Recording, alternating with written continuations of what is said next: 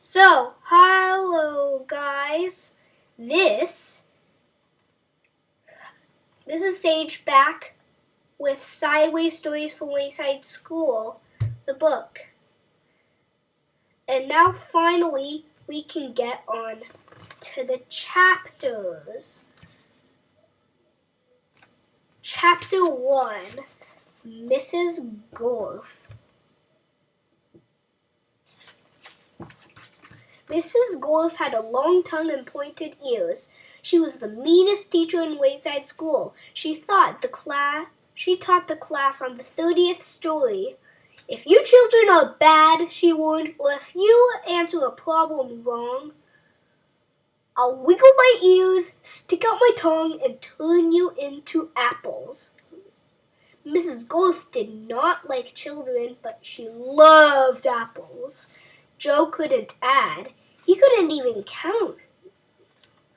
But he knew that if he answered a problem wrong, he would be turned into an apple. So he copied from John. He didn't like to cheat, but Mrs. Gorf had never taught him how to add. One day, Mrs. Gorf caught Joe copying John's paper. She wiggled her ears, first her right one, then her left, stuck out her tongue, and turned Joe into an apple. Then she turned John into an apple for letting Joe cheat. "Hey, that isn't fair," said Todd. "John was only trying to help a friend." Mrs. Gorf wiggled her ears, first her right one, then her left, stuck out her tongue, and turned Todd into an apple. "Does anybody else have an opinion?" she asked. Nobody said a word. Mrs. Gorf laughed and placed the 3 apples on her desk. Stephen started to cry. He couldn't help it. He was scared. "I do not allow crying in the classroom," said Mrs. Gorf. She wiggled her ears, first her right one, then her left, stuck out her tongue, and turned Stephen into an apple. For the rest of the day, the children were absolutely quiet, and when they went home, they were too scared to even talk to their parents. But Joe, John, Todd, and Stephen couldn't go home. Mrs. Gorf just left them on her desk. They were able to talk to each other, but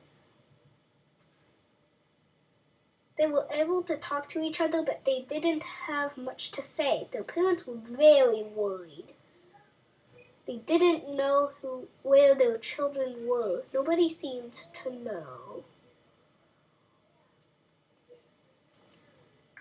The next day, Kathy was late for school. As soon as she walked in, Mrs. Gorf turned her into an apple. Paul sneezed during class. He was turned into an apple. Nancy said, "God bless you," when Paul sneezed. Mrs. Gorf wiggled her ears, first her right one, then her left, stuck out her tongue, and turned Nancy into an apple. Terence fell out of his chair. He was turned into an apple. Alicia tried to run away. She was halfway to the door as Mrs. Gorf's right ear began to wiggle. When she reached the door, Mrs. Gorf's left ear wiggled. Alicia opened the door and had one foot outside when Mrs. Gorf stuck out her tongue. Alicia became an apple.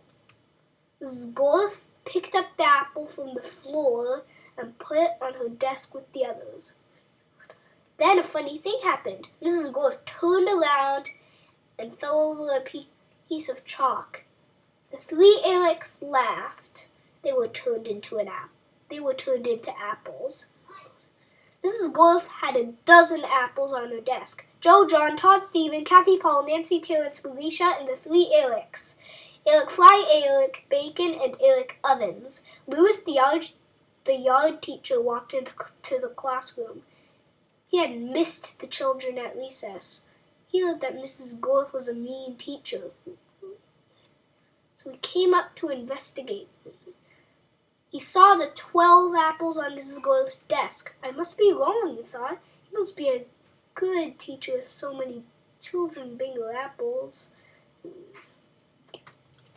He walked back down to the playground. The next day, a dozen more children were turned into apples. Louis, the yard teacher, came back into the room. He saw 24 apples on Mrs. Gorf's desk. There were only 3 children left in the class. She must be the best teacher in the world, he thought. By the end of the week, all the children were apples. Mrs. Gorf was very happy. Now I can go home, she said. I don't have to teach anymore. I won't have to walk up 30 flights of stairs again.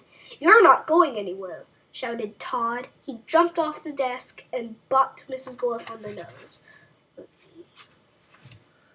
The rest of the apples followed. Mrs. Gorf fell on the floor. The apples jumped all over her. Stop, she shouted, or I'll turn you into applesauce. But the apples didn't stop, and Mrs. Gorf could do nothing about it. Turn us back into children, Todd demanded. Mrs. Gorf had no choice. She stuck out her tongue, wiggled her ears, this time her left one first, then her right, and turned the apples back into children. All right, said Militia. Let's go get Louis. He'll know what to do. No, screamed Mrs. Gorf. I'll turn you back into apples. She wiggled her ears, first her right one, then her left, and stuck out her tongue. But Jenny held up a mirror, and Mrs. Gorf turned herself into an apple. The children didn't know what to do. They didn't have a teacher. Even though Mrs. Gorf was mean, they didn't think it was right to leave her as an apple. But none of them knew how to wiggle their ears. Louis, the yard teacher, walked in. Where's Mrs. Gorf? He asked. Nobody said a word. Boy, I'm hungry, said Louis. I don't think Mrs. Gorf would mind if I ate this apple. After all, she always has so many. He picked up the apple, which was really Mrs. Gorf, shined it up on his shirt, and ate it. Hope you enjoyed Chapter 1.